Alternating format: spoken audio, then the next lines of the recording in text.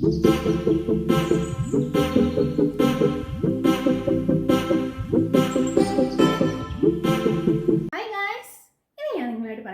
പറ്റിയാണ്. നമ്മളുടെ ദൃഷ്ടിയിൽ ചെറുതെന്ന് തോന്നിപ്പിക്കുന്നുവെങ്കിലും വിശാലമായി കിടക്കുന്ന ഒരു പ്രപഞ്ചം. ആ പ്രപഞ്ചത്തെ പറ്റിയാണ് ഞാൻ പറയാൻ പോകുന്നത്. ആ പ്രപഞ്ചത്തിലെ കുറച്ച് കാര്യങ്ങളെ പറ്റിയാണ് ഞാൻ പറയാൻ പോകുന്നത്. ആ പ്രപഞ്ചത്തിൽ ഉണ്ടായിരുന്ന ഇടയ്ക്ക് കയറി വന്ന വില്ലനെ പറ്റിയാണ് ഞാൻ പറയാൻ പോകുന്നത്. അപ്പം നമുക്ക് കഥയിലേക്ക് പോകാം. ഈ പ്രപഞ്ചത്തിൽ ഒരുപാട് ആൾക്കാർ വസിച്ചുകൊണ്ടിരിക്കുകയായിരുന്നു. വളരെ സന്തോഷകരമായിട്ട് അവരവരുടെ ഫാമിലിയെ മൊത്ത് അവരുടെ കൂട്ടുകാരുടെ കൂടെ അങ്ങനെ ഓരോരോ പ്രായത്തിനനുസരിച്ച് അടിച്ചു പൊളിച്ച് നടന്നിരുന്ന ഒരു പ്രപഞ്ചമായിരുന്നു. അങ്ങനെ ഇരിക്കുന്ന സമയത്തായിരുന്നു ആ വില്ലൻ അങ്ങോട്ട് വന്നത്. ഒറ്റപ്പെടൽ എന്ന വില്ലൻ.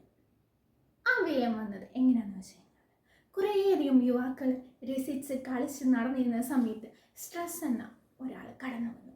അങ്ങനെ ആ വന്നതിൻ്റെ ഫലമായിട്ട് ഒരുപാട് മാതാപിതാക്കൾ കുട്ടികളോട് പറയാൻ തുടങ്ങി, നീ ജോലിക്ക് പോകണം, നിൻ്റെ തലയിലാണ് ബാധ്യത ഫുള്ള്, ഈ വീടിനെ ഫുള്ള് നീയാണോ നോക്കേണ്ടത്, കല്യാണം കഴിച്ച് ഫാമിലി ആയിട്ട് ജീവിക്കുമ്പോൾ നിനക്ക് ഉത്തരവാദിത്തം വേണം, അങ്ങനെ പലതും പറഞ്ഞ് യുവാക്കളുടെ തല പൊട്ടിത്തെറിക്കുന്ന രീതിയിൽ സ്ട്രെസ്സ് കൊടുത്തുകൊണ്ടിരുന്നു. അങ്ങനെ ഇത് കാരണം എല്ലാ യുവാക്കളും വീട്ടിൽ നിന്ന് മാറി നിൽക്കുവാൻ തീരുമാനിച്ചു. ഇവരുടെയൊക്കെ വാക്ക് കേട്ടിട്ട് എനിക്കിനി ഇവിടെ നിൽക്കാൻ പറ്റത്തില്ല. അങ്ങനെ അവരെല്ലാവരും കൂടെ ഒരു തീരുമാനമെടുത്തു, വിദേശത്തേക്ക് പോകാൻ. അങ്ങനെ പല കാരണങ്ങളാൽ പല ജോലികളാൽ ഓരോരുത്തർ വിദേശത്തുനിന്നായി പോയി തുടങ്ങി. അങ്ങനെ അവരവിടെ ചെന്ന് കഴിഞ്ഞപ്പോൾ കുറച്ച് നാളുകൾക്ക് അവർക്ക് സന്തോഷം ലഭിച്ചു. ജോലി അടിപൊളി, ശമ്പളം അടിപൊളി, വീട്ടുകാർ ഹാപ്പി, അവരും ഹാപ്പി. അങ്ങനെ കുറേ നാളുകൾ അങ്ങനെ വിദേശത്ത് ആയിരിക്കുന്ന സമയത്ത് കുറേ അടിച്ചു പൊളിച്ച് അവർ നടന്നു. എങ്കിലും അവർ ഒറ്റയ്ക്കായിപ്പോയി. അതാണ് നമ്മൾ പറഞ്ഞ വില്ലൻ. അങ്ങനെ അടിച്ചു പൊളിച്ചുവെങ്കിലും അവരവരുടെ പഴയ കാര്യങ്ങൾ ഓർത്തോർത്ത് ഒറ്റപ്പെടലേക്ക് മാത്രം ഇങ്ങനെ ചുരുങ്ങി വന്നു. ആ വില്ലൻ ആകെപ്പാടെ എല്ലാ യുവാക്കളുടെയും യുവതികളുടെയും തലയിൽ സ്ട്രെസ് കൊണ്ടും ഒറ്റപ്പെടൽ എന്ന ഒരു കാര്യം കൊണ്ട് ഒരു സ്ഥാനം പിടിച്ചു. ആ യുവാക്കളും യുവതികളും ബാക്കിയുള്ളവരോട് പറഞ്ഞു തുടങ്ങി, ഞാൻ ഒറ്റയ്ക്കാണ്, എനിക്കാരുമില്ല, എന്നെ സഹായിക്കാൻ ആരുമില്ല, എന്നെ കേൾക്കാൻ ആരുമില്ല, ഞാൻ ആകെപ്പാടെ ഒറ്റയ്ക്കായി, എനിക്ക് ആകെപ്പാടെ എൻ്റെ മെൻ്റലി ഡൗൺ ആയി കഴിഞ്ഞു. അങ്ങനെ ഇരിക്കുന്ന സമയത്തായിരുന്നു ഓരോ യുവാക്കൾക്കായിട്ട് ചില പ്രണയങ്ങൾ പെരുകി. ആ പ്രണയത്തിൽ നിന്ന് അവർ സന്തോഷം ആസ്വദിച്ചു തുടങ്ങുകയും ചെയ്തു.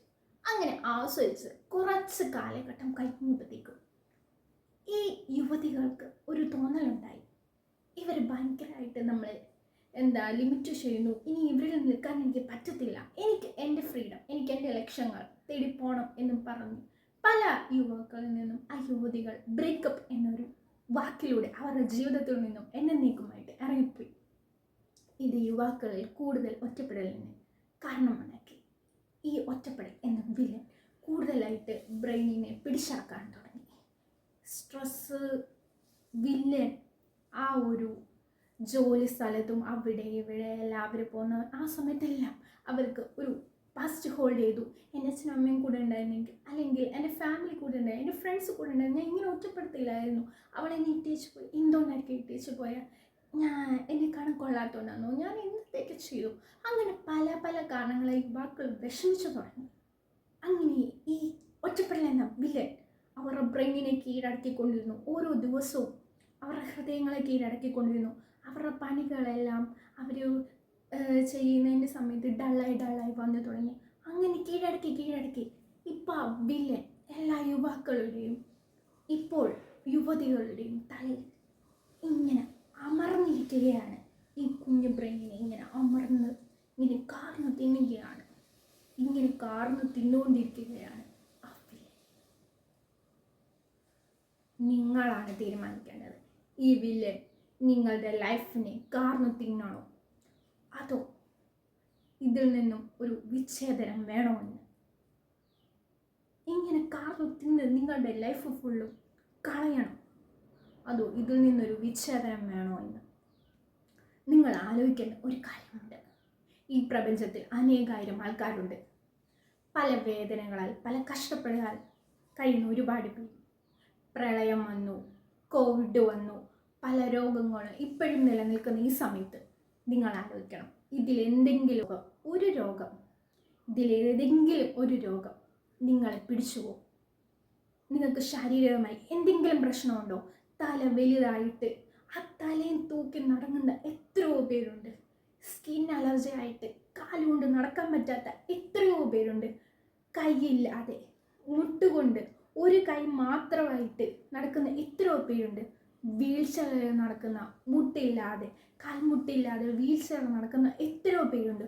ക്യാൻസർ എന്ന ആ ഒരു രോഗത്തിൽ കീഴടങ്ങി ജീവിക്കുന്ന എത്രയോ പേരുണ്ട്. ഡയാലിസിസ് എന്ന രോഗത്തിന് കീഴടങ്ങി ഒറ്റയ്ക്കായി പോയി എന്ന് മനസ്സ് വേദിച്ചും കഴിയുന്ന എത്രയോ പേരുണ്ട്. മുടി ഫുള്ളും പോയി എന്ന ക്യാൻസറിൻ്റെ പിടിയിൽ നിന്നും രക്ഷപ്പെടാനാവാതെ അവിടെ പിടിഞ്ഞു കിടക്കുന്ന എത്രയോ പേരുണ്ട്. കുഞ്ഞുങ്ങൾ ജനിക്കുമ്പോൾ തൊട്ട് ഓരോ അസുഖങ്ങൾ, ശ്വാസം മുട്ടൽ പോലെ ഹൃദയത്തിനും കരളിനും വയറിനും പല രോഗങ്ങളായി ഭാരപ്പെടുന്ന എത്രയോ പേരുണ്ട്. ആ സ്ഥാനത്ത് നിങ്ങൾ ചിന്തിക്കണം. നിങ്ങൾക്ക് ഈ വില്ലൻ നിങ്ങളെ എത്രമാത്രം കാർന്നു തിന്നുന്നു എന്ന് നിങ്ങൾ ആ സ്ഥാനത്ത് ചിന്തിക്കണം. നിങ്ങൾക്ക് ഒരു കുഴപ്പമില്ല. നിങ്ങളെ ദൈവം ഇത്രത്തോളം ഈ ഒരു നിമിഷം വരെ നിങ്ങൾക്ക് ഒരു രോഗമില്ല. ഒറ്റപ്പെടൽ എന്നുള്ള ഒരു ആ വില്ലനെ നിങ്ങൾ വിച്ഛേദിക്കണം.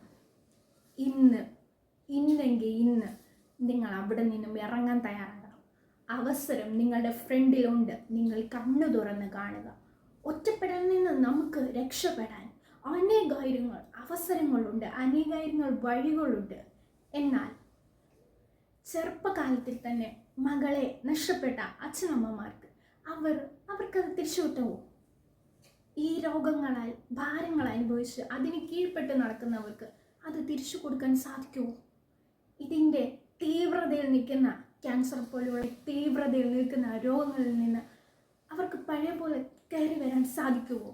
ഇത്രയും രോഗങ്ങളും ഇത്രയും ദുഃഖങ്ങളും നിലനിൽക്കുന്ന സമയത്തും അവരതിനെല്ലാം അഡ്ജസ്റ്റ് ചെയ്തു പോകുന്നു. അവരതിനെല്ലാം അഡ്ജസ്റ്റ് ചെയ്ത് ജീവിക്കുന്നു. കോവിഡ് എന്ന മഹാമാരി വന്നപ്പോൾ നമ്മൾ അഡ്ജസ്റ്റ് ചെയ്തു പോയി. പ്രളയം എന്നൊരു തീവ്രമായ ഒരു ഇത് വന്നപ്പോൾ നമ്മൾ അതിനെ അതിജീവിച്ചു. പിന്നെ എന്തുകൊണ്ട് ഈ ബ്രെയിനിനെ കാരണത്തിൽ നിന്ന് ഒറ്റപ്പെടൽ എന്ന ഇതിൽ നിന്നും നിങ്ങൾക്ക് വിച്ഛേദിക്കാൻ കഴിയുന്നില്ല? നിങ്ങൾ അതിൽ നിന്നും ഇറങ്ങണം. നിങ്ങൾ അതിൽ നിന്ന് ഇറങ്ങിക്കഴിയുമ്പോൾ നിങ്ങൾക്ക് അവസരങ്ങൾ കിട്ടും. അവസരങ്ങൾ തേടി നിങ്ങൾ പോകും. അങ്ങനെ നിങ്ങൾ ആ ഒരു അവസരങ്ങൾ തേടി പോകുന്ന സമയത്ത് ദൈവം നിങ്ങൾക്ക് ആവശ്യമുള്ളത് തരും. എത്ര വയസ്സായി എന്നതിൽ അല്ല കാര്യം, എത്രമാത്രം നമ്മൾ ചെയ്തു എന്നതിലുമല്ല കാര്യം. ദൈവത്തിന് ഒരു സമയമുണ്ട്. നമ്മൾ ശരിയായി ദൈവത്തിൻ്റെ ഫ്രീക്വൻസി ലെവൽ വന്നു എന്ന് ദൈവത്തിന് തോന്നുന്നൊരു സമയമുണ്ട്, അല്ലെങ്കിൽ യൂണിവേഴ്സിന് തോന്നുന്നൊരു സമയമുണ്ട്. ആ സമയത്തായിരിക്കും ചിലപ്പോൾ നമ്മളുടെ ആ ഒറ്റപ്പെടലിൽ നിന്ന് നമുക്ക് ഫ്രണ്ടിലോട്ട് ഇറങ്ങി നമ്മൾ അതിൽ നിന്ന് പൂർണ്ണമായിട്ടും ഇറങ്ങി നമ്മളുടെ ആ ഒരു അനുഗ്രഹങ്ങൾ നമുക്ക് വന്ന് ചേരുന്നത്. ഒറ്റപ്പെടലിരിക്കുന്നവർ ഒന്നോർക്കുക. ഇത്രയും അനേകായിരം ആൾക്കാർ ദുഃഖങ്ങളാൽ, ഭാരങ്ങളാൽ, രോഗങ്ങളാൽ കീഴടങ്ങിക്കഴിയുമ്പോൾ നിങ്ങൾക്ക് എന്താണ് കുഴപ്പം? ഈ ഒറ്റപ്പെടലിൽ നിന്ന് അവസരങ്ങൾ ഇഷ്ടം പോലെയുണ്ട് രക്ഷപ്പെടാനായിട്ട്. അത് തേടി നിങ്ങൾ ഇറങ്ങുക. നിങ്ങളൊരു മൂലയ്ക്ക് പോയി ഒറ്റയ്ക്കാണ് എന്ന് ആ ഒരു ബ്രെയിനിനെ കീഴടക്കി വെക്കാതെ അതിൽ നിന്ന് ഇറങ്ങൂ. അതിൽ നിന്ന് ഇറങ്ങി നിങ്ങൾ നിങ്ങൾക്കായി തിരിക്കും. നിങ്ങൾ നിങ്ങളുടെ ആവശ്യങ്ങൾക്കും കാര്യങ്ങൾക്കുമായി തിരിക്കും. ഈ ഒറ്റപ്പെടലിനെ നമുക്ക് ഈ ബ്രെയിനിന് വിട്ടുകൊടുക്കണോ, അതോ ഇതിൽ നിന്നും നമ്മുടെ ലൈഫിനെ നമുക്ക് രക്ഷിക്കണോ എന്നത് നിങ്ങളാണ് തീരുമാനിക്കേണ്ടത്.